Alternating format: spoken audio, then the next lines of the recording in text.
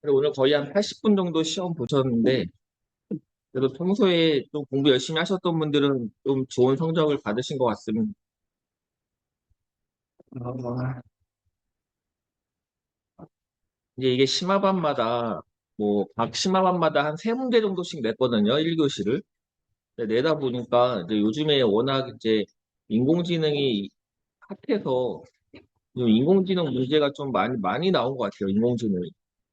근데 뭐 그만큼 시험에서 나올 확률이 높아가지고 뭐 좀 학습하고 가시면 좋을 것 같고, 물론 근데 이거는 이제 좀 최신 트렌드에 맞게 저희가 문제를 내서 그렇지, 이런 거 말고 일단 그런 기본 토픽 같은 것들은 그래도 기본적으로 다 공부는 하고 가셔야 됩니다.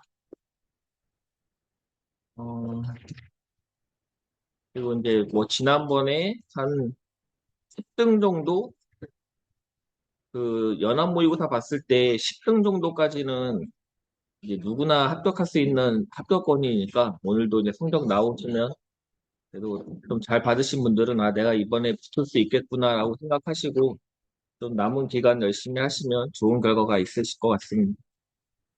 3교시까지 해설을 해야 돼서 뭐 이게 뭐 1, 2, 3번 해설하고 막 사람 바꾸고 이러면 정신 없으니까, 제가 낸 거는 다 해설하고 사람 바꿔서 다시 해설하고 이런 식으로 좀 진행하고, 끝나면 오늘은 별도 도메인 강의 없이 멘토링하고 끝내는 걸로 하겠습니다.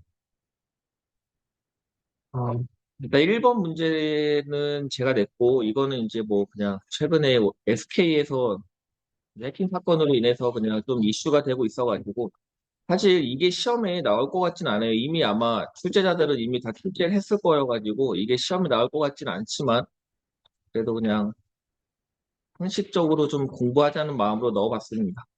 그래서 개념과 보안 위험 및 대응 방안이니까 개념 1단락에 써주시고, 뭐 보안 위협을 2단락에 가, 대응 방안을 2단락에 나, 그리고 3단락에다가 뭐 최근 SKT 해킹 사건에 대해서 언급을 해주시거나, 뭐 SKT 해킹 사건에 BGF도가 이용이 됐으니까 그거에 대해서 조금 더 자세하게 써주시면 될 것 같습니다.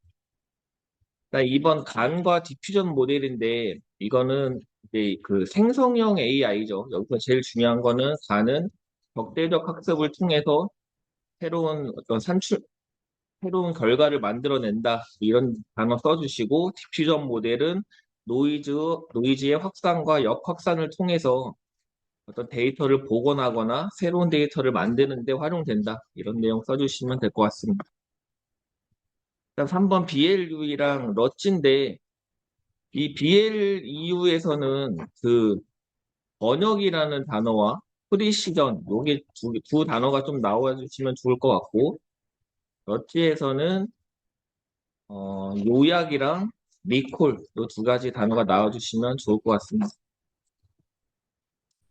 그래서 좀 보자면, 일단 유심은 이동통신 서비스에서 사용자의 가입 정보와 인증 정보를 저장하고 네트워크 접근을 제어하는 요 마지막 단어는 그냥 스마트 카드 기반 모듈이다. 모듈이라고 써주시는 게 제일 좋을 것 같아요.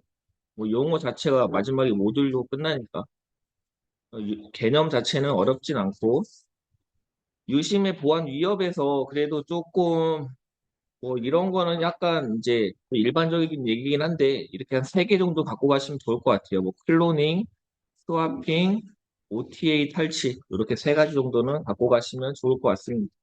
설명을 한번 읽어보시면 되고.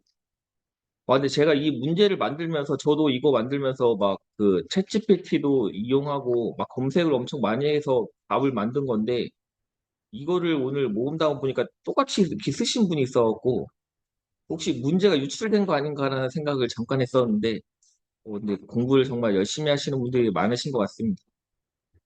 그 대응 방안으로는 뭐 꼭 이걸 공부를 안 했다고 해도 최근 SKT 사건만 봐도 뭐 유심 칩을 교체를 한다거나 이심을 사용한다거나 아니면 뭐 안심 서비스 이런 거를 사용한다고 써주셔도 어느 정도 말은 되고, 근데 이제 그거는 약간 사용자 측면에서 이용자가 하는 거라고 보면은, 요거는 이제 기술적으로 뭐 유심에 대한 칩 보안 설계를 강화한다던가 신원 인증 절차를 강화한다던가 OTA에 대한 전송 보안을 강화한다던가 이런 걸 한번 읽어보시면 될 것 같습니다. 그리고 이제 유심 SK 사건에서 BPF 도어가 이제 요걸로 이용을 해가지고 해킹이 됐는데 이제 보안에서 보통 도어라는 단어가 들어가면 뭐 백도어 뭐 이런 것처럼 도어라는 단어가 들어가면 일반적으로 어떤 이제 정상적인 경로가 아니라 뒷문 같은 것들을 이용을 해서 들어간다 이렇게 보시면 될 것 같아요. 그래서 뭐 BPF 도어라는 거는 이제 뉴스에서 많이 들어보셨겠지만 클레임은 이렇게 됩니다. 버클리 패킷 필터라고 해가지고 어떤 네트워크에서 패킷 같은 것들을 분석할 때 사용되는 어떤 오픈 소스 이렇게 생각하시면 되고 약간 대표적인 게 TCP 덤프에서 이게 활용된다고 하니까 TCP 덤프는 우리가 좀 많이 쓰잖아요. 그래도 패킷 분석할 때 거기에 활용되는 게 BPF다. 그런데 이제 BPF의 어떤 취약점 같은 것들을 이용해서 공격을 한 게 BPF 도어고 이거에 대한 대응 방안은 이렇게 있는데 이것까지 학습하실 필요는 없고 만약 BPF 도어로 SKT가 뚫렸다고 하니까 아 이게 뭐구나 정도만 보시면 될 것 같습니다. 그 다음에 간과 디퓨전 모델. 간은 생성자와 판별자가 서로 경쟁하면서 진짜 같은 데이터를 만들어내는 모델이다. 생성형 인공지능 모델이다. 써주시면 되고 디퓨전은 데이터의 노이즈를 추가하고 다시 제거하며 원래 데이터를 복원하는 모델이다. 뭐 노이즈에 대한 확산과 그 역확산을 통해서 만들어지는 게 디퓨전이다. 그래서 뭐 구도는 뭐 아실 것 같고 이런 거 학습 방식 반은 언슈퍼바이즈드고 디퓨전은 셀프 슈퍼바이즈드 그리고 학습 목표 반은 진짜처럼 속이는 거 디퓨전은 노이즈 데이터에서 똑같은 데이터를 복원하는 거 이 정도 갖고 가시면 될 것 같습니다. 그리고 마지막에는 이제 스테이블 디퓨전에 대한 내용인데 스테이블 디퓨전은 우리가 배에서 레이턴트 스페이스가 있잖아요. 거기에다가 노이즈를 추가하고 제거하는 방식으로 학습시키는 게 스테이블 디퓨전입니다. 이렇게 이해하시면 되겠습니다. 그다음에 BLEU와 러치. 아까 말씀드렸지만 BLEU에서 나와야 될 거는 번역에 대한 앵그램 일치율. 그래서 프리시전 기반이다. 그리고 단어 단위의 정확도만 평가한다. 의미나 문맥은 고려하지 않는다. 하지만 러치는 요약 결과에 대해서 일치율을 계산하고 리콜을 기반으로 하고 긴 문장에 대한 요약이나 긴 문서 평가에 많이 사용이 된다. 이런 차이점 정도 이해하시면 될 것 같습니다. 3단락은 한번 읽어보세요. 1교시는 여기까지 하고 2교시 뭐 그 한강 프로젝트 하고 있잖아요. 그래서 뭐 우리나라도 한국은행에서 CBDC를 한다고 해가지고 한번 갖고 와봤고 개념 및 특징이라고 물어봤으니까 1단락에 가에다가 개념, 나에다가 특징 써주시면 될 것 같고 CBDC 설계 및 운영 방식이니까 요게 2단락에 가, 운영 방식이 2단락에 나. 이게 제가 오타를 냈는데 제가 사실 원했던 거는 여기에 미시라는 단어가 빠져버렸어요. 갖고 도입 시 보안 위협, 그다음 대응 방안을 묻고 싶었던 건데 이게 미시라는 단어가 빠져가지고 보안 위협에 대한 대응 방안을 한 페이지 쓰신 분들이 있는데 뭐 이거는 제가 실수한 거라서 뭐 이거에 맞게 쓰셨으면 점수는 다 드렸습니다. 사실 제가 원했던 거는 보안 위협을 쓰고 그거에 대한 대응 방안을 쓰시오라고 원했던 거고 그럼 마지막 4단락에다가는 이제 우리나라 뭐 한강 프로젝트에 대해서 언급을 하거나 아니면은 CBDC를 활용하기 위한 정책적 제언 이런 거 언급해 주시면 될 것 같고 오늘 이제 채점하면서 좀 아쉬웠던 거는 이번 설계 및 운영 방식이 사실 뭐 중앙 집중, 분산 그리고 뭐 직접, 간접, 혼합, 공개 뭐 이런 방식들이 있는데 사실 그거를 똑같이 안 쓰더라도 약간 말이 맞으면은 점수는 좀 어느 정도는 드렸습니다. 꼭 그것만 있는 건 아니니까. 또 설계라는 게 꼭 뭐 중앙과 분산 이거에 대해서 설명을 해야 되는 건 아니어가지고 뭐 절차 같은 거 쓰신 분도 맞게 쓰셨으면 점수는 드렸고 제일 좀 아쉬웠던 거는 이 보안 위험 및 대응 방안인데 이거를 이게 이제 CBDC잖아요. 그럼 CBDC 느낌에 맞게끔 약간 블록체인 느낌을 생각하면서 답을 쓰시면 되는데 너무 일반적인 대응 방안, 뭐 규제를 만들어야 된다, 뭐 전문가를 육성해야 된다, 뭐 소아라던가 시음을 통해서 자동화해야 된다 이런 내용을 쓰면 이게 사실 CBDC에 물론 당연히 맞는 소리지만 CBDC에 맞는 소리가 아니잖아요. 일단 블록체인을 어느 정도 생각한다면 어떤 트랜잭션에 대한 검증, 합의 알고리즘에 대한 거, 지갑 관리, 원장 관리, 뭐 스마트 컨트랙트 이런 것들을 좀 언급해 주시면 좋을 것 같은데 약간 너무 일반적으로 쓰신 분들이 많아가지고 조금 그런 분들은 점수를 조금 낮게 드렸습니다. 그 다음에 이제 AI 드리프트인데 이 개념에는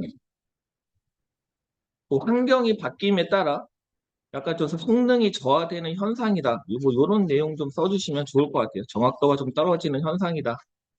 그리고 유형에는 세 가지가 있는데 그건 밑에서 이제 보고 일단 개념을 물어봤으니까 요거 1달러 드리프트의 유형 2달러의 가 감지 방법 2달러의 나 해결 방안을 뭐 데이터 측면이랑 모델 측면 또는 뭐 기술적 측면 관리적 측면 나눠서 다 나 한 페이지 써주시고 마지막에 4단락에다가는 뭔가의 제언을 써주시면 좋을 것 같습니다. 아니면 뭐 사례 같은 거 써주셔도 되고 자세한 거는 밑에서 보고 CBDC의 정의에 나와야 될 단어는 꼭 이 중앙은행이 발행한 그또 병목 화폐의 어떤 단점을 해결하기 위해서 만든 디지털 화폐다. 이렇게 좀 써주시면 될 것 같고 특징으로는 뭐 익명성, 화폐 정책 통제력, 보유 한도, 이자 지급 여부. 그러니까 이제 민간에서 하는 뭐 코인이라던가 이런 것들이랑 조금 다르게 정부에서 하다 보니까 조금 다른 특징 같은 것들 언급해 주시면 되고, 그다음에 이제 설계 및 운영 방식의 유형으로는 뭐 이렇게 직접, 간접, 혼합, 중개형 이렇게 네 가지가 있다고 합니다. 그리고 요거는 한번 읽어보시면 될 것 같고, 그다음에 이제 CBDC 도입 시 보안 위험. 뭐 운영 기간 간의 보안 정책이 불일치한다거나 트랜잭션에 대한 위변조가 발생한다던가 디지털 지갑, 계정에 대한 탈취, 그리고 프라이버시 침해가 가능하다. 근데 CBDC 하면 원래는 코인이라던가 가상화폐는 이제 익명성이 가장 중요하다고 생각하는데 중앙에서 관리를 하다 보니까 이런 프라이버시 같은 것들, 익명성이 과연 얼마나 보장될까? 뭐 이런 생각은 조금 들긴 하고 그래서 이거에 대한 대응 방안으로는 뭐 알백, 에이백 그리고 데이터에 대한 암호화, 위변조 방지 기술, 뭐 블록체인에서 사용되는 영지식 증명, 그리고 뭐 멀티팩터 오덴티케이션 이런 것들 언급해 주시면 될 것 같습니다. 그다음에 AI 드리프트. 원래 이제 모델이 약간 이제 시간이 가면 갈수록 정확도가 떨어지니까 중간중간에 리트레이닝을 해서 성능을 다시 올려줘야 된다. 뭐 이런 개념도고 일단 AI 드리프트의 개념이란 모델 개발 시 첫 평가 단계에서 성능과 시간이 지남에 따라 모델이 예측하는 결과가 점점 정확하지 않게 되는 모델 품질 저하 현상이다. 모델 품질 저하 현상이라고 써주시면 되고, 그래서 유형으로는 데이터 드리프트, 라벨 드리프트, 컨셉 드리프트 크게 세 가지가 있습니다. 그래서 데이터 드리프트에 대한 사례는 계절이 바뀌어가지고 겨울에서 여름으로 바뀜으로 인해서 정확도가 떨어지는 현상. 라벨 드리프트는 신규 마케팅 전략 도입으로 정상 메일 비율이 급증. 원래는 이제 해킹 메일로 분류했는데 정상 메일 비율로 바뀐다거나 또는 컨셉 드리프트. 옛날에는 가격이 중요했는데 이제는 리뷰 수가 더 구매에 영향을 주게 된 경우. 이런 사례 같은 것들 하나씩 언급해 주시면 좋을 것 같고. 그래서 뭐 유형별 감지 방법 이렇게 있는데 이게 사실 뭐 제가 이건 이제 지성기술사님이 돼가지고 와 이렇게까지 자세하게 알아야 되나라는 생각은 드는데 그래도 뭐 이런 훈련 시점과 현재 시점 데이터의 분포를 비교하고 특징별 통계를 감시하고 시각화를 한다. 레이블 빈도 변화 모니터링, 뭐 클래스 분포 비교, 뭐 이런 것들이 있으니까 한번 읽어보시고, 지덕일사님은 이게 제일 중요하다고 합니다. 요거 PSAI가.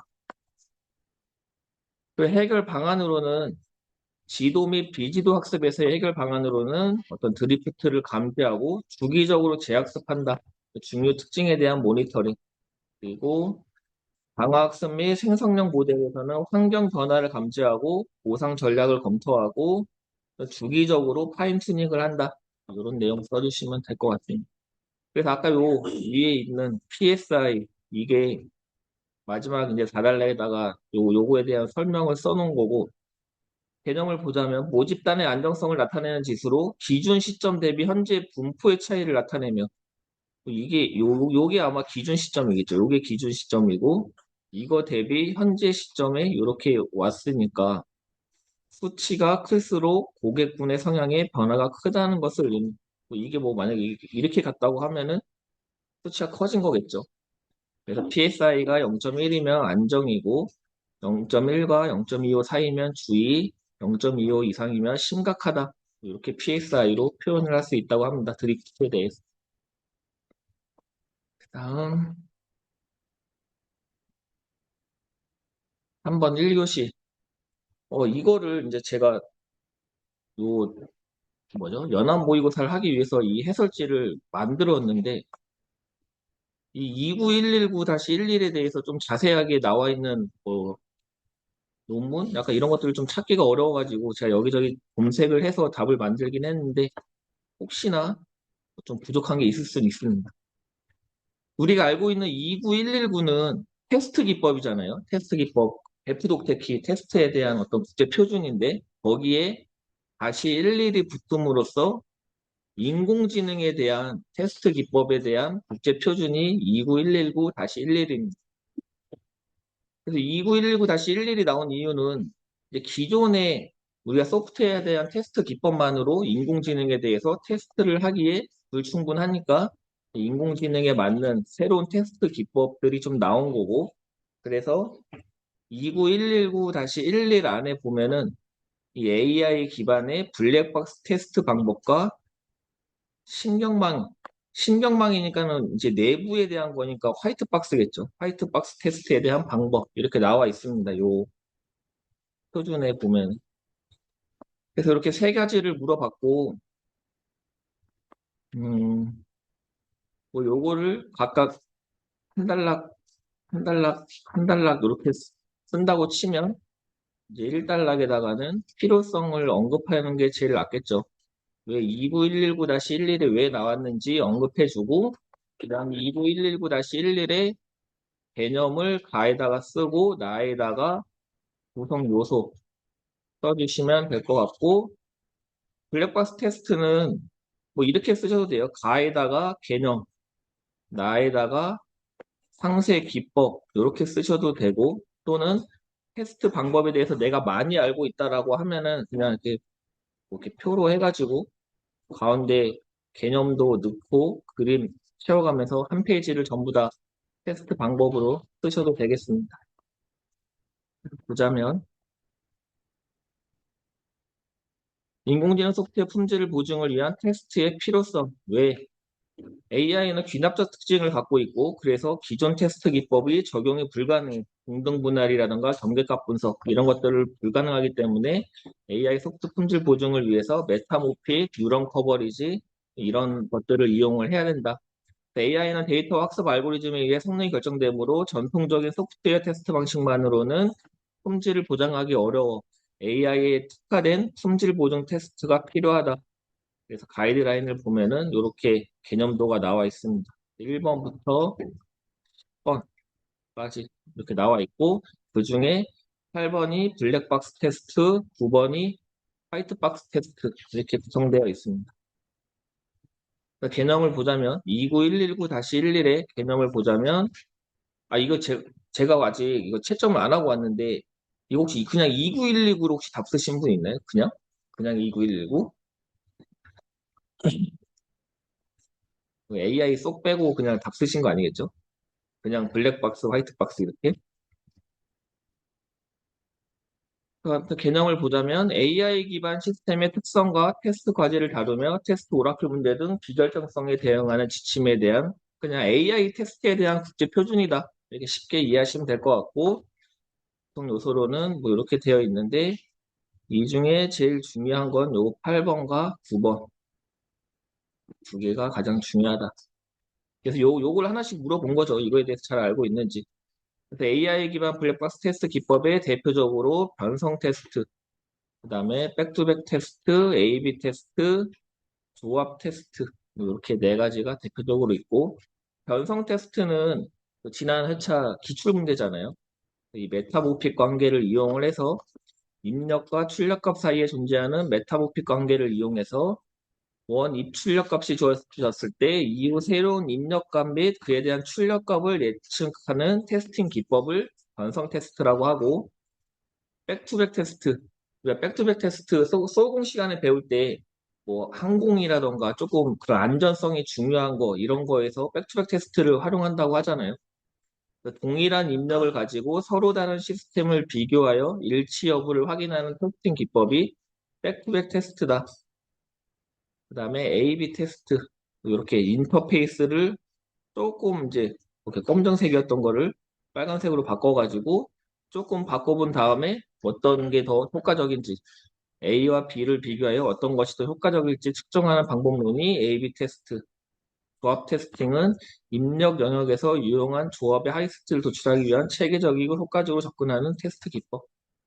그래서 이 블랙박스 테스트 기법이란 AI 모델의 내부 구조나 학습 과정을 알지 못한 상태에서 입력과 출력을 기반으로 성능과 신뢰성을 검증하는 테스트 방법이 AI 블랙박스 테스트 기법이고, 그다음 이제 신경망에 대한 화이트 테스트 박스 테스트 방법인데, 이걸 제가 이 위에랑 답안 프레임을 맞추고 싶어서 그 개념들을 아무리 찾아도 이거에 대한 개념들 찾기가 너무 어려웠고, 이거는 있습니다. 이거 뉴런 커버리지 테스트는 지난번 기출 문제여가지고 요거에 대한 개념도 있는데 이 나머지는 개념들을 찾을 수가 없더라고요. 아무리 찾아봐도.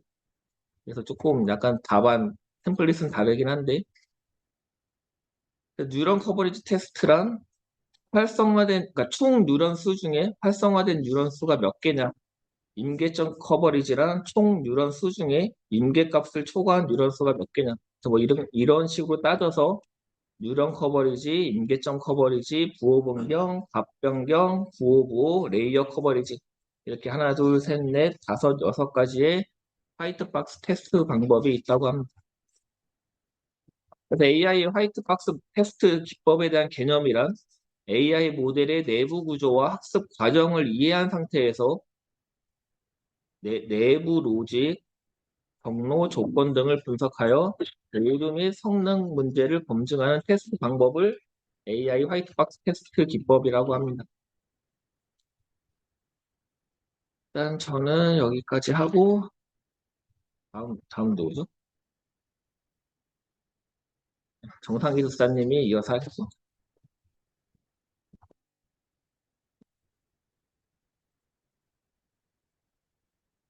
안녕하세요. 처음 뵙는 분도 계시고, 그쵸? 오늘 문제가 조금 어떠셨어요? 제 소개 잠깐 드리면 처음 뵙는 분 많은 것 같아서 저는 정상반 정상기술사고요. 예. 오늘 문제들이 인공지능 문제들이 꽤 많이 나왔는데 사실 이런 회차가 있는가 하면 실제로 갑자기 지난 회차 우리 통계랑 인공지능 많이 나왔잖아요. 그리고 나서 이제 그 다음 회차 사실 기본 문제 이런 것들 잘 물어보거든요. 그래서 오늘도 문제들이 다 그런 쪽에 좀 많이 치중돼 있는 것 같아서 저는 사실 기본 문제 위주로 조금 냈고요. 그리고 이제 1교시는 저희 이제 이상원 기숙사님이 4번 냈고 저는 5, 6번 이렇게 냈습니다. 그래서 풀이 한번 해볼게요.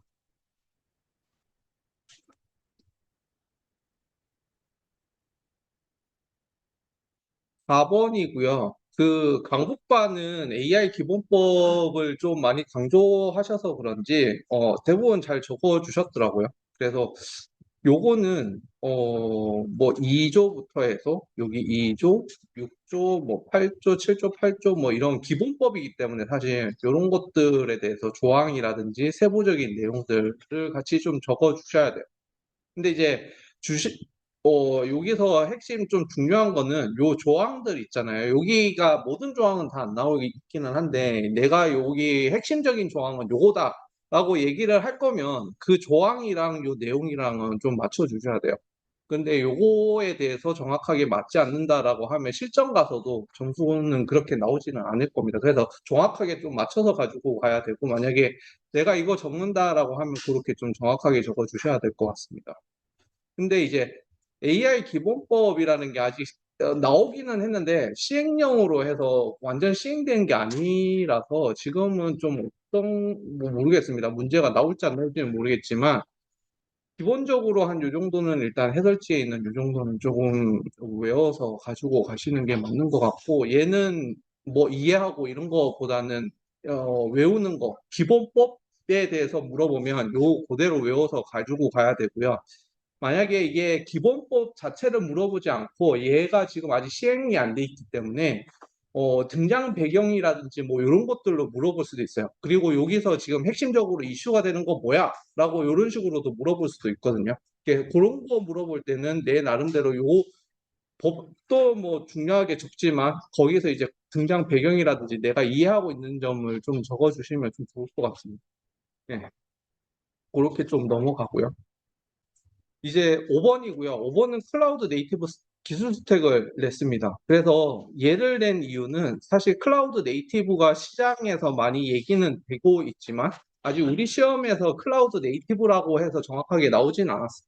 그래서 여기 해설지에 보면 정의, 그 다음에 뭐 특징, 뭐 이렇게 해서 기술 스택, 그 다음에 뒤에 뭐 구축 절차 이런 식으로 해서 2교 시험으로 문제가 한번 나온 적이 있어요. 그래서 요거 쭉 넣어놨고요, 일단은. 그래서 오늘은 여기서 물어본 거는 여기, 요 기술 스택이고요. 요 기술 스택은 대부분 이제 적어주신 걸 보니 내가 아는 클라우드에 대한 기술을 모두 다 적어주신 분들이 많으세요. 근데 여기서 핵심은 사실 요거 어플리케이션, 오케스트레이션 앤 매니지먼트, 그 다음에 런타임, 그 다음에 프로비저닝 인프라. 요 구조에 대한 기술 스택에 대해서 세부적인 기술을 좀 적어 주셨어야 돼요. 근데 이제 대부분 그냥 아는 것들을 막 다 적어 주신 분들이 꽤 많으셨거든요. 그래서 그 클라우드 네이티브의 기술 스택이라고 하면 요 기술 스택을 먼저 얘기를 하고 그리고 각각에서 어떤 기술들이 들어가는지에 대해서 조금 얘기를 해 주셔야 됩니다. 해설지에는 사실 이렇게 되어 있기는 한데요. 요거보다는 여기 있는 기술 스택 요 부분을 좀 여기 빼고요. 세부적으로 있는 요런 기술들 있잖아요. 여기를 요렇게 넣어주시면 훨씬 더 좋은 답안이 될 것 같습니다. 예, 그렇게 조금 준비를 해 주시고요. 클라우드 네이티브 아직 안 나왔거든요. 요거는 이제 공공이라든지 민간이라든지 지금 클라우드 기반으로 계속 전환이 되고 있는 시점이라서 요거는 좀 꼭 좀 챙겨 주셨으면 합니다. 일단 그래서 여기 절차 이런 것도 있는데 이런 거 한번 좀 보시고요. 그 다음에 이제 WBS 얘 작성 이유와 원칙을 물어봤어요. 요거는 기본 문제죠. 기본 문제고 얘는 WBS는 문제를 엄청 다양한 유형으로 많이 냅니다. 그래서 기본적으로 WBS를 물어볼 때도 있고, 이런 식으로 이유와 원칙을 물어볼 수도 있고, 거기에서 세부적으로 뭐 어떤 레벨이 있냐, 뭐 그런 것도 물어볼 수가 있습니다. 그래서 얘를 준비할 때는 딱 요 WBS 자체도 중요하지만, 요거로 다양한 관점에서 뭐 어떤 뭐 작성 이유, 원칙, 필요성 뭐 이렇게 해서 다양한 관점으로 문제가 이미 많이 나와 있어요. 그래서 그 관점에 대해서 다 좀 준비를 하셔야 됩니다. 그래서 얘가 어떤 방식으로 나오든 간에 우리는 잘 쓸 수 있도록 그렇게 준비를 좀 하시는 게 좀 맞습니다. 그래서 작성 이유랑 원칙을 물어봤기 때문에 그래서 답안은 이렇게 들어가야 돼요. 물론 여기에 그냥 1단락 작성 원칙, 2단락에 작성 이유 1단락 쓰고 2단락의 원칙 이렇게 들어가도 상관없어요. 근데 이제 약간 좀 그렇게 하면 너무 공격적이다라고 해서 대부분은 좀 이렇게 얘기를 하죠. 1단락의 개념 쓰고 2단락의 가의 작성 이유, 나의 이제 원칙 이렇게 쓰라고 하는데 얘는 조금 오늘 보니까 대부분 요거를 빼먹으신 분도 계시고요. 여기에 개념도 그리시고 그냥 원칙 적으신 분도 계시고요. 그렇게 하면 양이 적어요. 답안에 대한 양이 적기 때문에 얘를 나 이렇게 적어주시되 얘를 충분히 좀 적어주셔야 돼요.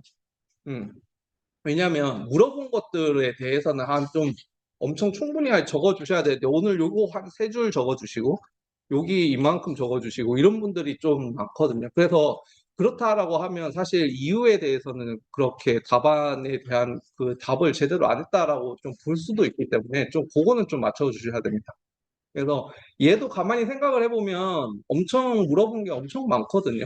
그래서 이게 적을 수 있는 게 엄청 많거든요. 그래서 그런 관점에서 좀 적어주셨으면 좋겠고, 만약에 2차 가더라도 이 프로젝트 관리는 엄청 물어보거든요. WBS는 2차 면접에서 엄청 물어보는 토픽입니다. 그래서 WBS는 잘 좀 준비를 하시고 언제 나와도 이상하지 않는 그런 기본 토픽이기 때문에 좀 잘 준비를 하셨으면 좋겠습니다. 2교시 한번 넘어가 볼게요. 2교시는 쭉 가면 2교시는 제가 낸 게 5번 요거를 냈는데 잘 적으셨어요? 어떠셨어요 이거?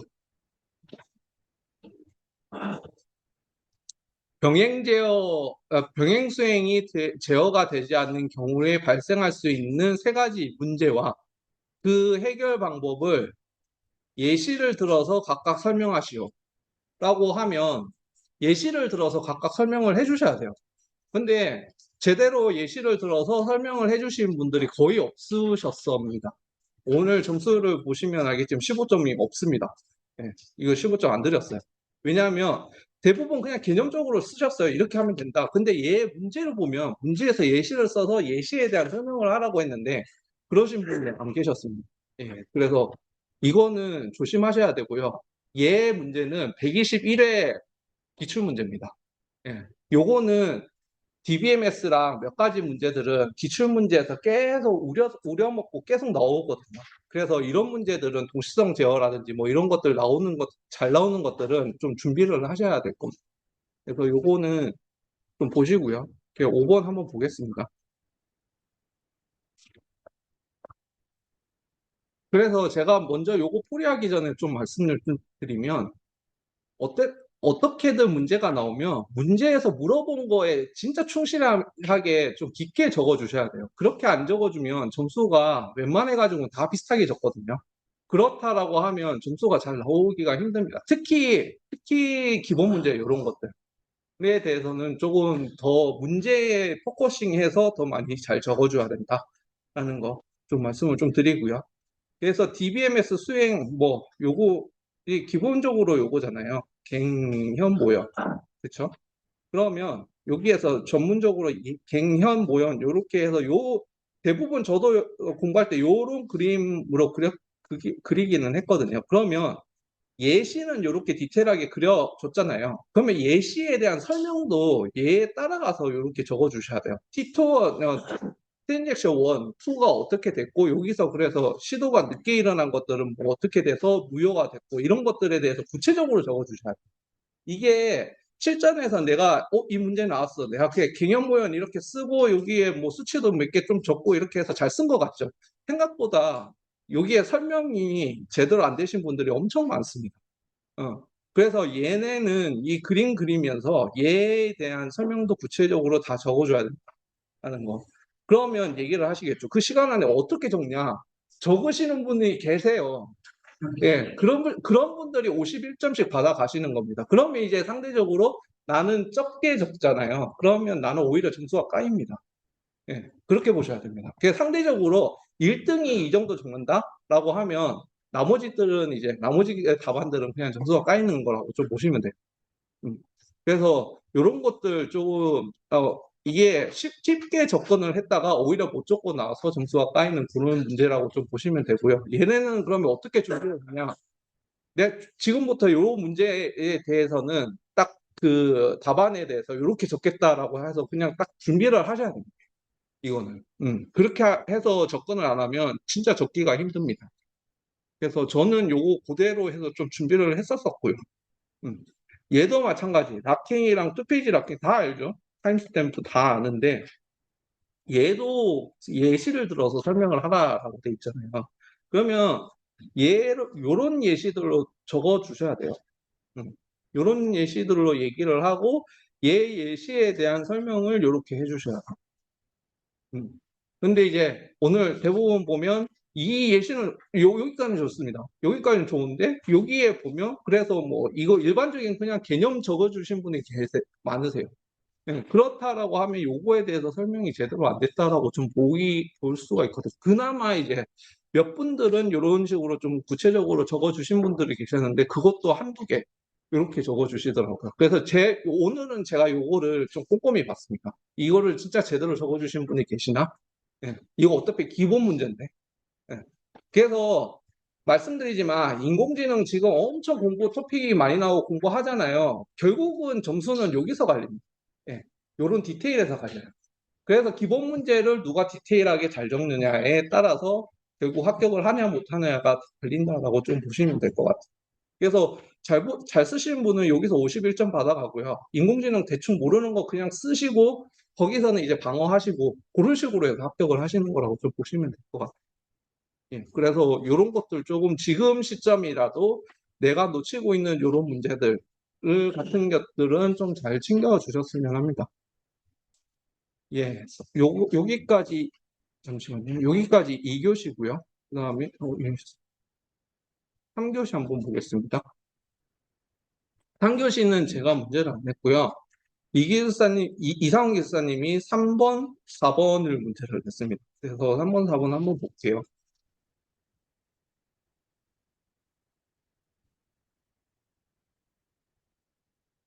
2번, 3번.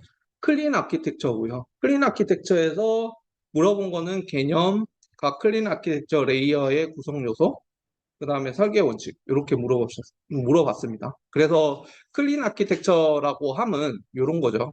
요소들을 명확하게 분리를 하고 유연하게 연결될 수 있도록 하는 뭐 디자인, 뭐 설계 구조, 이 명확하게 잘 구분해서 유연하게 연결될 수 있는 그런 소프트웨어 아키텍처 구조라고 좀 보시면 될 것 같습니다. 그래서 오늘 답안 몇 개 매기다가 왔는데 요거 다 잘 적어주셨어요. 클린 아키텍처에 대해서 이런 부분들은 다 좀 잘 적어주셨고 엔티티 유즈 케이스, 인터페이스 어댑터, 외부 인터페이스 이런 내용들로 조금 얘기를 해주시면 될 것 같습니다. 그다음에 그래서 설계 원칙은 이게 그 의존성 원칙, 의존성에 대한 그런 관심도랑 의존성의 분리를 해서 그렇게 해서 유연하게 연결될 수 있는 그런 구조잖아요. 그래서 이런 뭐 관심사 분리라든지 역전의 원칙, 종속성 규칙 뭐 이런 내용들로 좀 얘기를 해주시면 좀 좋을 것 같습니다. 예. 그래서 요 내용들은 조금 봐주셨으면 하고요. 실전에도 의존성 역전의 원칙 이런 것들 문제가 좀 잘 나오거든요. 예. 그래서 이런 것들 단일 토픽으로 이런 식으로 문제 나온 것들이 좀 있을 거예요. 그래서 이런 것들 좀 잘 유념해 보시면 좀 좋을 것 같습니다. 1교시형으로 이런 식으로 나오기도 했어요. 예. 그래서 이거와 연관돼서는 약간 이제 객체지향 쪽에 그런 문제들 또 좀 잘 좀 챙기시고 가셔야 될 것 같습니다. 양자 컴퓨터고요. 양자 컴퓨터 요즘에 뭐 AI 문제도 많이 나오지만 양자 컴퓨팅에 대한 그 언급이 많이 되고 시장에서 많이 되고 있는 상황이죠. 그래서 그런 관점에서 좀 내신 것 같고요. 그다음에 그래서 이제 양자의 특성, 양자의 컴퓨터의 개념 물어봤고요. 얘 두 개의 차이점 물어봤고요. 그다음에 요 세 가지 방법에 대해서 물어봤습니다. 그래서 특성에 대해서 먼저 물어봤고요. 얘 문제에서 먼저 특성과 개념 이렇게 물어봤잖아요. 그러면 문제에 따라서 그냥 특성 먼저 얘기를 해주시고 개념 얘기를 해주시고 이렇게 따라가셨으면 합니다. 왜냐면 문제 잘못 낸 것 같아 해서 내가 개념 먼저 적고 특정 적잖아요. 그러면 매기는 사람이 이거를 잘 못 찾아요. 그래서 매기는 사람은 이 흐름대로 가거든요. 그래서 이 흐름을 좀 잘 지켜주셨으면 하고요. 특성 요거 네 개는 뭐 다 잘 적어주셔서 그다음에 양자 컴퓨팅의 개념도 뭐 큐비트를 이용한 요런 성질을 기반하는 차스테 컴퓨터라고 라고 해서 대부분 다 잘 적어주신 것 같아요. 그 다음에 이제 양자 컴퓨터랑 전통 컴퓨터의 차이점, 을 얘기를 했는데, 여기는 이런 식으로 조금 얘기를 하기는 했는데요. 일반적으로 여기에 차이점 하면, 개념적인 차이점 먼저 얘기를 좀 해주시고요. 그리고 이제 상세 차이점으로 해서 이런 내용들 조금 얘기를 해주시면 좋은데, 오늘 보면 좀 구분 요거를 좀 잘 고민을 하셔야 될 것 같아요. 이거는 비단 양자 컴퓨터뿐만 아니라 이 비교 차이점에 대해서 문제가 나오면 구체적인 내용으로 비교를 해주셔야 돼요. 이게 대부분 보면 이런 거로 비교하거든요. 목적, 활용, 장단점 뭐 이런 거 비교를 하는데 사실 그거는 별 의미 없는 비교입니다. 별 의미 없는 비교고 그러면 뭘로 비교를 해야 되냐라고 하면 그 구조, 그 기술에 대한 구조 아니면 기술에 대한 그 기술 요소 뭐 이런 거 있잖아요. 그리고 절차, 메커니즘 아니면 여기서 보면 여기는 이제 뭐 기본 단위라든지 방법, 밥은 뭐 이런 것 이런 내용들 있잖아요. 좀 구체적으로 차별화된 이런 걸로 해야지 이게 점수 획득이 됩니다. 아니면 그냥 그렇게 적으면 그냥 그렇게 점수가 나갈 거예요. 그래서 그런 것들 좀 유의를 좀 해주셨으면 하고요. 그래서 여기서는 이제 기본 단위는 비트, 큐비트 이런 것도 이 반대인데 잘못됐네요. 얘 두 개 좀 반대로 돼 있는 것 같은데. 요거는 요거 두 개 반대로 돼 있는 것 같습니다. 요거 좀 하셔서 보시면 될 것 같고요. 그래서 양자 컴퓨터의 구현 방식이라고 했을 때 요런 내용들이 있다라고 합니다. 음. 대부분 요 내용뿐만 아니라 뭐 추가적으로 내용도 좀 많이 적어주셔서 이런 것들은 잘 챙기고 계신다라고 좀 생각이 들고요. 그래서 그렇게 적어주시면 될 것 같습니다. 그래서 제가 저희 반 부분은 많이 안 계셔서 좀 그렇게 한데 그 한 가지만 좀 말씀드리면 결국 아까 말씀드린 것처럼 그 지금은 사실 신기술에 대해서 막 모르는 거 막 나오잖아요. 그거 열심히 보는 시기가 아니고요. 기본 토픽 다시 잘 쓰는 거에 포커싱을 두셔야 됩니다. 그거 생각보다 내가 안다고 해서 들어가잖아요. 잘 못 적고 나와요. 어. 그래서 지금은 그거를 좀 더 어떻게 잘 적지, 어떻게 주간 모의고사 때 나왔던 거 다시 나오면 잘 적지를 고민을 하셔야 되는 그 시점이라고 좀 말씀을 좀 드리고 싶어요. 예. 이 정도로 저는 풀이 마치고요. 그 다음에 이제 김찬일 기사님 얘기를 해주시고.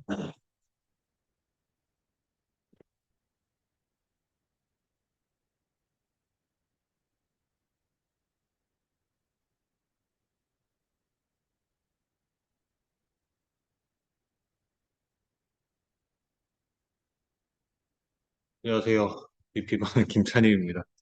오늘 300분 시험 문제가 뭐 일단은 조금 어려우신 분이 많았던 것 같아요. 네.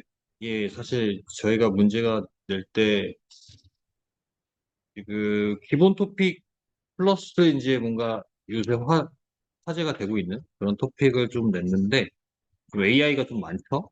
거의 한 40% 정도 되는데 지금 사실 토픽을 추가하실 때는 아니고 아까 정상반 멘토님이 말씀하신 대로 기본 토픽 점검하셔야 돼요. 이제 더 이상 추가하시면 안 되고 여기 이상.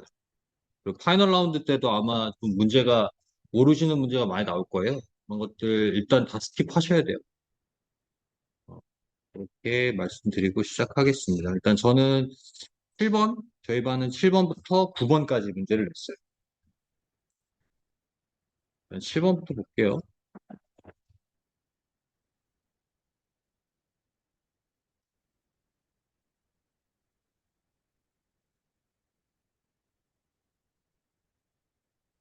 DQ 인증이죠? 음. DQ 인증 전신 이제 뭐 DQC라고 하는데 이게 그 협회라고 해야 될까요? 그 기관 자체가 좀 다르긴 해요. 그래서 DQ 인증이 왜 나왔는지 좀 고민을 해보셔야 되고 아마 그 모의고사, 주간 모의고사 때 많이 경험을 해보셨을 거예요. 예. 그 측면에서 지금 아직 안 나왔기 때문에 갖고 일단 중요한 거는 데이터 기본법이죠. 산업법이라고 하고 20조 기반으로 좀 해주시면 될 것 같고요. 얘가 지금 물어본 게, 데이터 내용 인증과 관리 체계 인증을 두 개를 사실 물어봤잖아요. 그러면 두 개를 좀 나눠서 작성을 해주셔야 돼요. 그래서 이거는 이제 선택에 따라서 템플릿이 좀 바뀌는데 좀 상위 개념을 작성을 하시거나 아니면 인증에 대해서 1달러, 2달러 이런 식으로 좀 작성을 하시는데 이 해설지에는 이제 상위 개념 DQ 인증에 대해서 물어봤고 개념을 설명했고 그다음에 인증 관련된 거, 그다음에 관리 체계 관련된 거 이렇게 각각 설명을 했습니다. 인증 관련된 내용은 뭐 사실 이게 다들 알고 계시죠? 인증 기준 암기가 돼 있으셔야 돼요. 지금 현재 상태로. 그리고 데이터 유형 구조. 이게 이제 비정형 데이터 관련돼서 좀 나오면서 원래 DQC 인증은 RDB 좀 측면이 강했었잖아요. 이게 폐지되고 DQ 인증으로 좀 보셔야 되고 인증 등급 뭐 이거는 그냥 보시면 될 것 같고요. 관리 체계 인증 같은 경우도 이런 뭐 인증 대상이나 기준도 따로 있습니다. 그래서 그거 좀 챙겨 주셨으면 좋겠어요. DQ 인증은 나올 가능성이 좀 있기 때문에 음, 좀 챙겨 주셨으면 좋겠습니다. 그래서 그 이제 3단락에서는 표준 관련된 내용들 간략하게 언급해 주시면 되고 아마 요거에 대해서 3단락 작성하기도 좀 버거울 것 같아요. 이 표준이나 인증 제도 같은 경우는 이 안에 내용들을 상세하게 적어야 되기 때문에 뭐 3단락은 그냥 넘어가셔도 될 것 같거든요. 이제 8번 문제 보면 공간 컴퓨팅 이게 이제 가트너 2025년 선정 기술이에요. 지금 우리 가트너 선정 기술 보면 에이전틱 AI부터 시작해서 AI 관련된 내용들이랑 그다음에 PQC 다 알고 계셔야 돼요. 지금 10개. 그중에 이제 자주 언급은 안 됐지만 지금 현재 또 살짝살짝 언급은 되고 있거든요. 그래서 공간 컴퓨팅도 한번 보시라 해서 냈고 오늘 일단은 사실 공간 컴퓨팅은 말만 딱 들으면 어떻게든 작성할 수 있는 방어형 문제였잖아요. 그렇지만 좀 디테일이 좀 떨어지는 부분이 이달락 나 이쪽에 키워드를 사실 많이 적어야 돼요. 네. 이게 차별화가 되려면 일단 전반적으로 전체적인 시스템에서 한 군데씩 다 건드려줘야 돼요. 그러니까 이제 기본적으로 XR은 나와줘야 되고 AR, 뭐 VR, MR 같은 것들 나와줘야 되고 그다음에 이제 이게 통신도 필요할 거 아니에요? 뭐 5G나 6G 관련된 내용 그다음에 이제 몰입감 기술이라고 해서 그 요 키워드 6DOF 주 방향 그다음에 트래킹 기술들 이런 것들을 오늘 잘 써주신 분이랑 이제 방어형 답안이랑 차이가 좀 많이 심하거든요. 그래서 일단은 이런 디지털 서비스가 나왔다. 그러면 내가 알고 있는 토픽을 잘 버무려서 많이 제시를 해주셔야 돼요. 네. 그렇게 제시를 해주셔야 하는 문제였습니다. 그래서 이런 것들은 또 3단락이 또 중요할 수 있을 것 같아요. 지금 이 3단락은 제가 해설지에 첨부는 안 했지만 뭐 보안 관련된 것들 아니면 오늘 사례를 좀 많이 적으셨는데 사례는 보지도 않아요. 시간만 낭비하는 그 단락이라고 좀 저는 생각하거든요. 그래서 사례보다는 뭔가 뭐 고려사항이나 아니면 뭐 보안 쪽 관련된 것도 많잖아요. 왜냐면 이게 네트워크 기술이 필요한 거니까. 그리고 속도 관련된 거.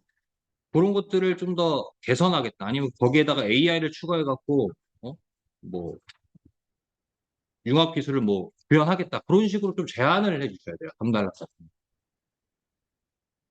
이렇게 해주시고 이거는 가트너가 이제 3 레이어를 좀 제시했거든요. 그래서 한번 참고해 보시고요. 요거까지 암기하셔갖고 요게 이제 추가해 주시면 좋겠죠. 그다음에 이제 9번 인공지능 벤치마크입니다.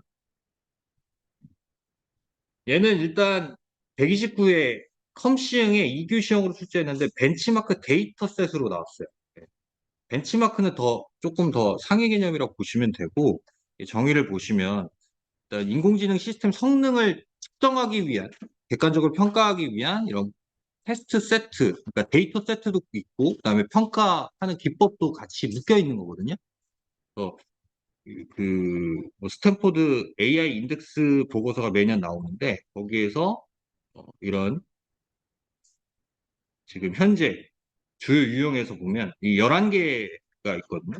그거를 이제 측정하는 그런 그 보고서 같은 것들이 있어요. 그래서 언어 이해부터 생성, 검색 기반, 이미지 비디오 이해, 생성, 음성, 코딩, 수학, 계획 수립, 그다음에 그 로보틱스, 자율주행까지 해갖고 11개 부분에 대해서 그 벤치마크 테스트를 한 게 있는데 주요 유형이 이렇게 있습니다. 이거를 다 암기하실 수는 없어요. 근데 오늘 좀 나오시는 분들이 있었거든요. 이런 것도 유명한 것들은 몇 개 나오시더라고요. 네, 이런 것들.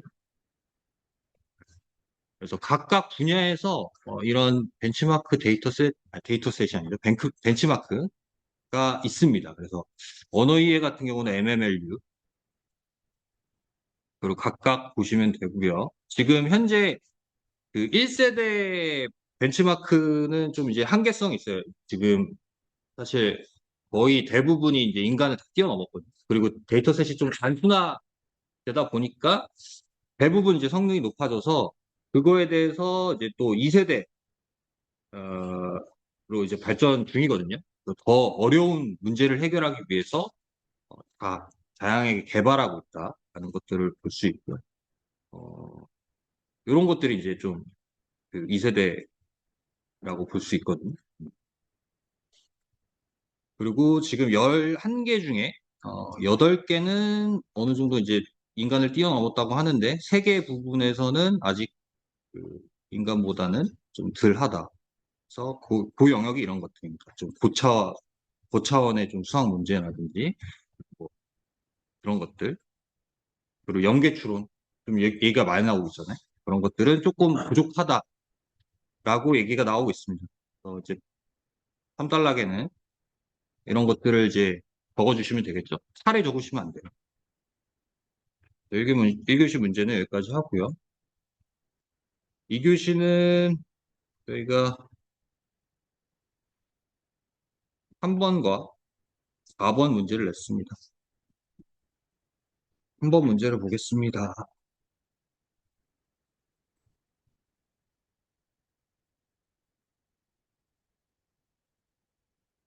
네. 스마트 팩토리 관련된 내용. 이 스마트 팩토리가 사실 되게 오래된 토픽이잖아요. 근데 이제 컴시형에 한번 툭 나오더라고요. 그래서 아마 그 의미로 좀 내신 것 같아요. 그래서 인더스트리 5.0 정의와 기술 요소, 그리고 5단계 구축 전략, 이렇게를 물어봤는데, 사실 심플하죠? 목차 잡는 거는 1단락, 2단락, 3단락으로 잡아주시면 되는데, 여기 정의에서, 음, 이런 인간 중심, 뭐, 인간과 상호작용, 이런 게 좀 노출이 돼야 될 것 같아요. 네. 사실, 그, 답안을 볼 때 대부분 다 동일하거든요. 근데 이제 이런 것들을 좀 하이라이트 처리해서, 더 핵심인 키워드를 좀 노출을 시켜주셔야 돼요. 그래서 정의 쓰실 때 이렇게 간략하게 보여주셔도 되고, 그 다음에 이제 기술 요소에서, 음, 여기에서 뭐, 스카다 정도 좀 추가해갖고, 전반적으로 한 번씩 건드려 줘야겠죠? 그리고 5단계.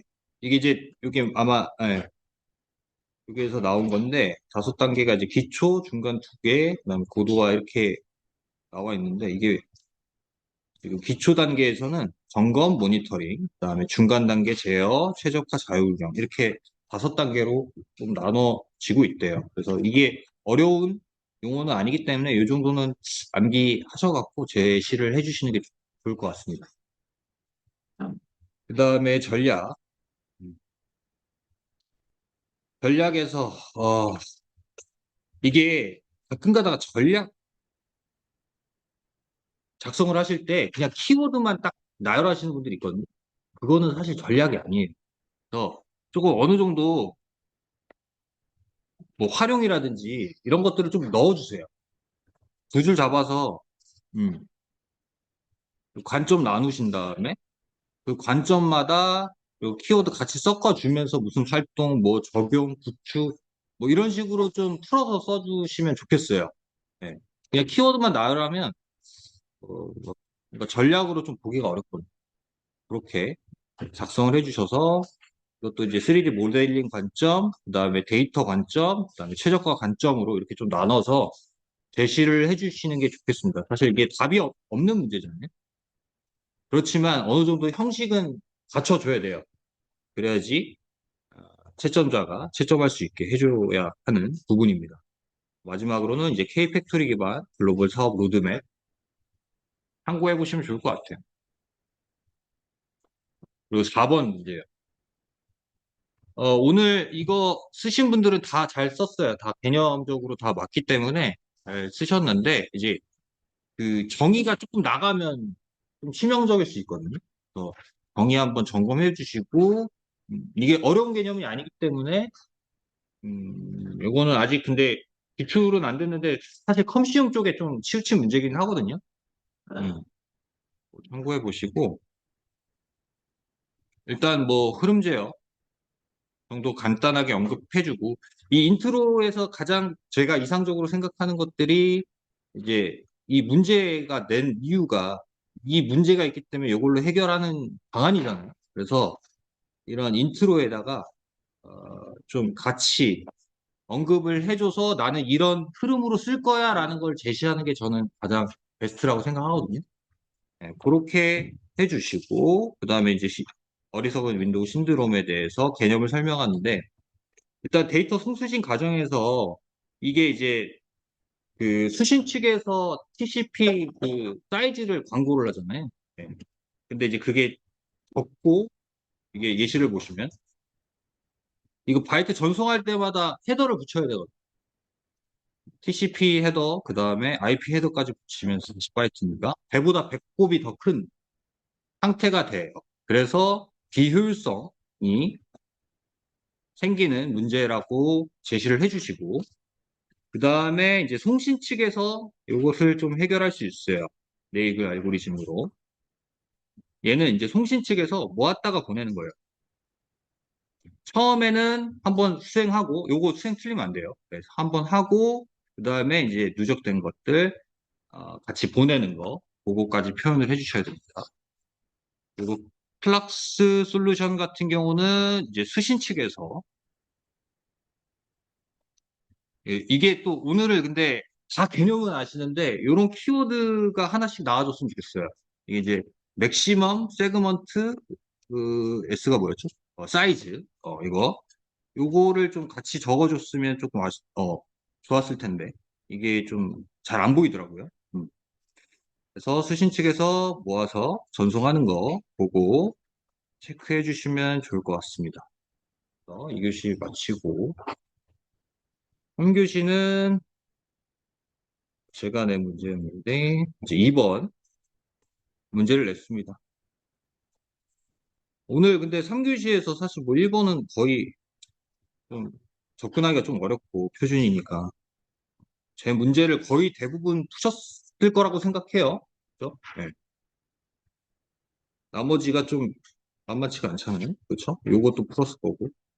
이거는 아마 기본 토픽이라서 좀 풀었을 접근을 하셨을 텐데 2번은 지금 현재 데이터 중심 AI가 좀 뜨고 있거든요. 네, 중요성이 좀 강조되고 있다. 원래 지금 현재 그러니까 지금 이전에는 모델 중심의 그 AI 개발을 좀 중점적으로 했었는데, 이제 그거에 대해서 한계가 생겨갖고, 이제 데이터 중심으로 가야 된다라는 개념으로 나온 겁니다. 그래서 개념적인 거고, 여기에서 작성하실 때 일단 개념과 등장 배경에 대해서 물어봤으니까, 이거 순서대로 좀 작성해 주세요. 오늘 거꾸로 작성해 주신 분이 있는데, 순서대로. 그리고 개념만 두 줄 가기는 좀 그렇죠? 네. 이규 시형은 간략하게 그림이라도 좀 그려주세요. 예, 그렇게 해주시고 등장 배경을 사실 물어봤기 때문에 페이지가 나와줘야 되거든요. 근데 등장 배경 막 두 줄로 끝내주시는 분 있는데 뭐 좀 조심하셔야 됩니다. 일단 가장 핵심은 모델 중심 개발 한계로 인해서 나왔고 그 다음에 데이터 품질에 대해서 이게 영향이 되게 크거든요. 그런 것들 그리고 뭐 기타 등등을 작성을 해주시면 되고 그다음에 이제 전략과 기법을 물어봤어요. 그래서 전략과 기법을 이것도 사실 답이 없는 거거든요. 내가 어떻게든 쥐어짜내야 되는 문제인데, 일단 전략과 기법이 조금 구분이 안 되는 답안이 좀 있었는데, 이 해설지도 조금 그렇거든요. 예. 근데 어떻게 그스럽게 써야 되냐? 일단 전략은 약간 장기적, 중장기적 관점이잖아요.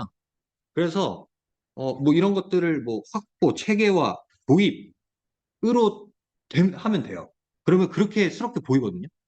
그리고 이제 관점을 좀 나눠서 예, 쓰시고 그 다음에 이제 전략 말고 기법은 이 전략을 달성하기 위해 상세 활동이잖아요. 타스크들이 있는 그런 것들을 이렇게 키워드로 좀 예, 이것도 지금 제가 이렇게 풀어서 썼는데 웬만하면 좀 키워드로 작성을 해주시면 좋을 것 같아요. 예, 이런 것들 섞어갖고 그래서 이거는 뭐 이제 참고하시는 용도고 한번 고민을 해보세요. 예,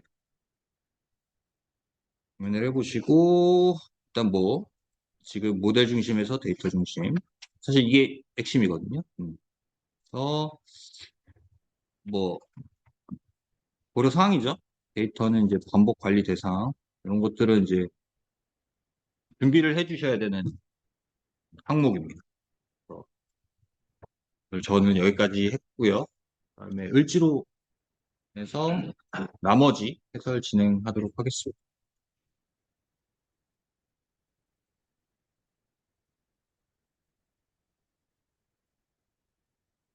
예, 안녕하세요. 저 을지 심화반의 현 기숙사라고 합니다. 우선 나머지 회의를 좀 진행하겠는데요. 우선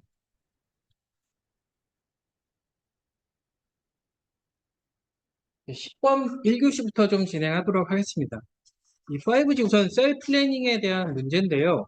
우선 개념을 사실 이 부분이 좀 쓰시기 좀 어려우실 수도 있는데 우선 개념은 뭐냐면 실제로 그러니까 셀 계획을 할 때 이 5G의 특징을 고려를 해서 실제 셀들을 어떻게 최적화하고 운영할 수 있을지 이제 설계하는 그런 정말 그셀 설계에 대한 그런 기법입니다.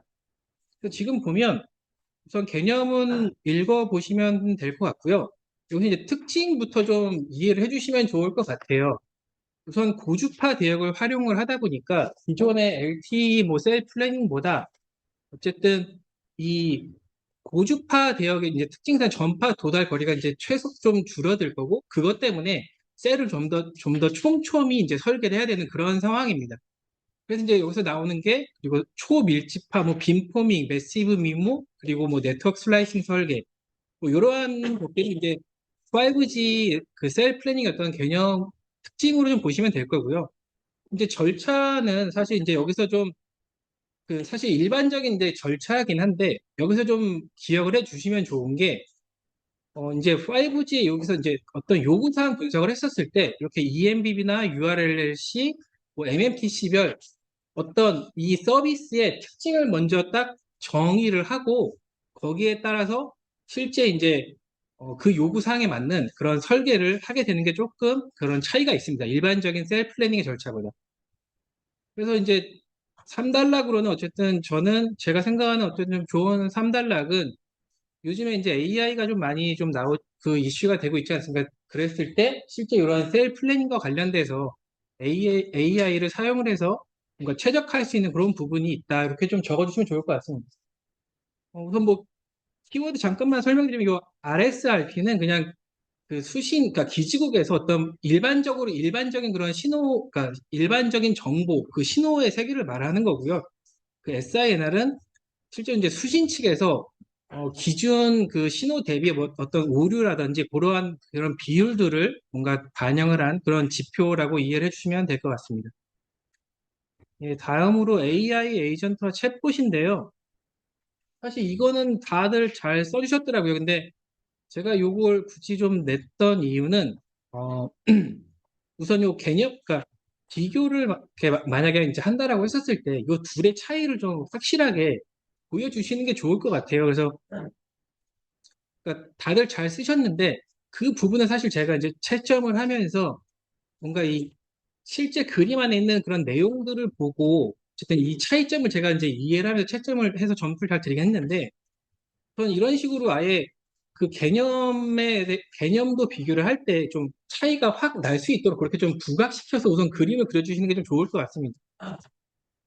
그리고 이제 상세 비교 부분을 사실 저희는 비교 부분이 나왔을 때 그냥 개념도 비교를 가해 쓰시고 이제 상세 비교로 나와 이렇게 쓰시기도 하는데 좀 더 좀 자세한 그런 키워드들을 좀 챙겨 주시면 좋을 것 같아서 이렇게 좀 기술 측면과 활용 측면으로 이렇게 좀 제가 키워드를 좀 많이 좀 넣어 두었으니까요. 한번 실제로 좀 학습하시는데 좀 활용을 하셨으면 좋을 것 같습니다. 어쨌든 가장 중요한 차이점은 여기서 이 AI 에이전트는 이렇게 반복적 의사결정 루프라는 게 좀 있고 이 챗봇이라는 거는 어떤 고정된 시나리오에 따라서 여기서 보면 뭐 그 대화의 연속성을 봤을 때도 뭐 맥락이 유지된다든지 뭐 챗봇 같은 경우는 맥락이 단절된다든지 그리고 응답 측면을 봤을 때도 전후 문맥에 따라서 AI 에이전트는 뭔가 그 변형된 최적의 그런 응답을 그렇게 제시할 수 있다는 점도 있는데 반면 이제 챗봇 같은 경우에는 어떤 시나리오 기반이니까 정해진 어떤 질문에 대한 답이 이제 정해져 있다라고 이해를 하셔야 되거든요. 그래서 항상 동일한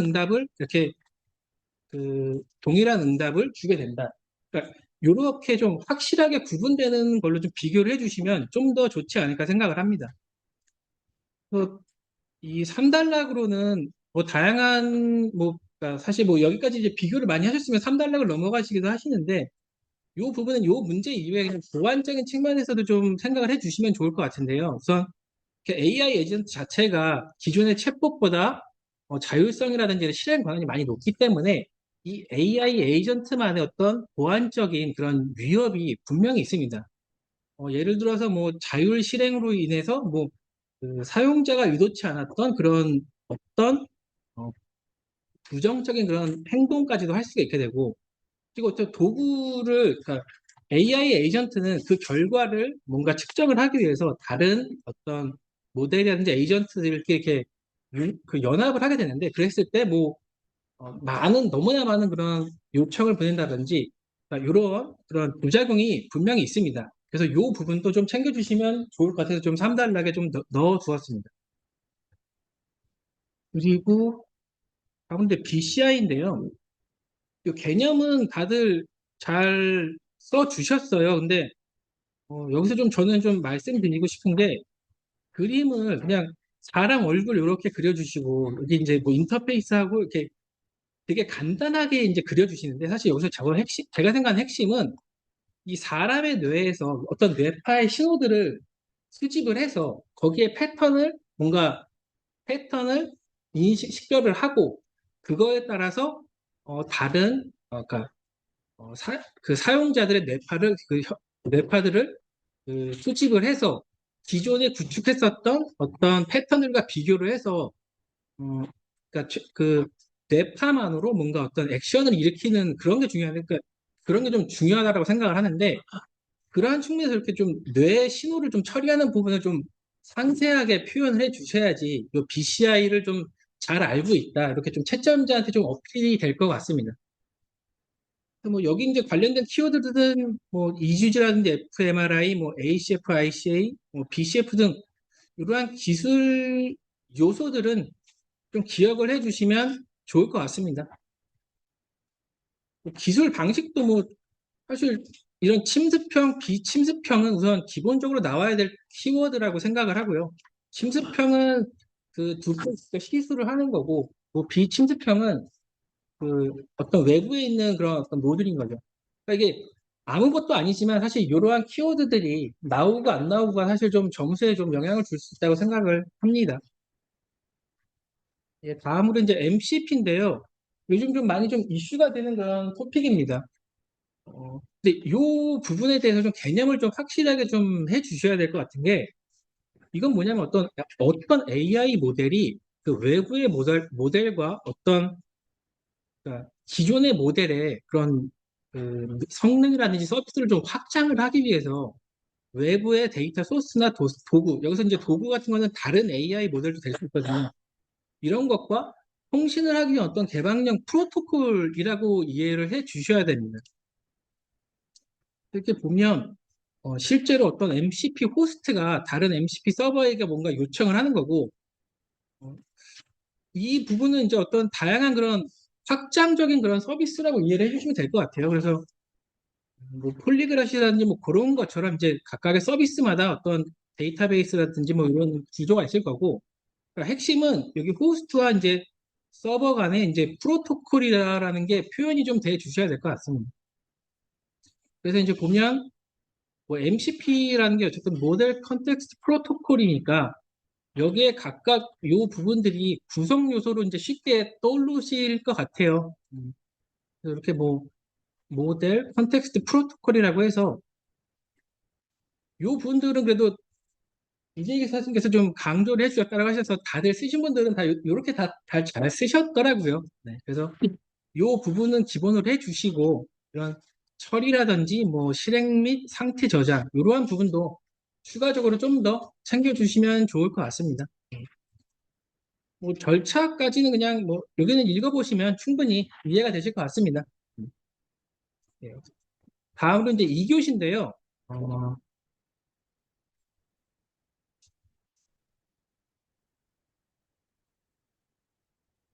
어, 이 클라우드 정보화 사업 감리 점검 가이드인데요. 그러니까 보면 쓰신 분들 오늘 제가 조금 약간 좀 생각이 들었던 건 뭐냐면 사실 여기서 보면 제가 우선 클라우드 사업의 유형과 그 다음에 클라우드 전환 사업의 점검 단계 활동이라든지 검토 항목을 이렇게 물어봤거든요.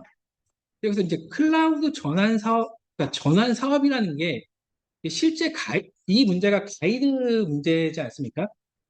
이게 명확하게 이렇게 가이드를 보시면 클라우드 전환, 그러니까 클라우드 사업의 유형이라고 해서 클라우드 뭐 계획 수립, 서비스 구축, 서비스 활용, 운영, 그리고 G 클라우드 전환, 뭐 자체 클라우드 전환, 민간 클라우드 전환 이렇게 항목이 명시가 되어 있습니다. 근데 이렇게 그냥 요 부분만 이렇게 적어주신 분들도 많이 계신데 사실 가이드 부분이니까 이러한 부분에 대해서는 이렇게 명확하게 좀 써주셔야지 점수를 그래도 획득을 하실 수 있다라고 이렇게 좀 생각을 합니다. 그래서 이제 뭐 이 클라우드 전환 사업의 이제 큰 단계는 계획을 수립하고 준비한 다음에 실제로 클라우드 전환을 하고 이제 안정화하는 이러한 단계로 이렇게 명시가 되어 있습니다. 그래서 이 부분은 사실 이제 저는 가이드 자체를 이렇게 쓰시는 건 좀 어려울 것 같아서 이렇게 계획 수립부터 해서 어, 전환 그리고 서비스 안정화 이 흐름에서 최대한 유사하게 좀 써주시면 그래도 점수는 좀 많이 드렸습니다. 근데 추가적으로 좀 말씀드리고 싶은 건 이렇게 어쨌든 클라우드 기존의 온프레미스 시스템을 클라우드로 전환을 하는 그러한 부분이니까 실제로 이게 기존에 비해서 전환을 했었을 때 얼마가 들지 기존 시스템을 클라우드로 옮기는 게 타당한지 이러한 부분들이 그래도 좀 키워드라든지 좀 설명에 좀 나와 주셔야지 좀 더 클라우드 전환 관점에 뭔가 이런 절차 답안이 되지 않을까 이렇게 좀 말씀을 드립니다. 그리고 이제 저는 요 흐름상 실제로 이제 전환 사업에서 이 부분은 제가 이제 실제로 뭐 감리라든지 이런 어떤 제안서라든가 그런 산출물을 봤을 때 이러한 부분이 좀 나와 있습니다. 그래서 실제로 그 2단락과 3단락까지는 가이드 부분에 대해서 뭔가 내가 알고 있는 지식을 좀 설명을 해 준다면 이후에 요 4단락에서는 실제로 내가 감리를 만약에 수행을 했었을 때 이 부분을 집중적으로 보겠다. 이렇게 좀 실무적인 느낌을 주면 좀 더 좋은 그런 4단락, 그런 제언, 그런 답안이 되지 않을까 이렇게 좀 생각을 합니다. 내용은 어렵지 않으니까요. 좀 한번 읽어보시면 충분히 이해가 될 거라고 생각을 합니다. 예, 그리고 다음으로 3교시인데요.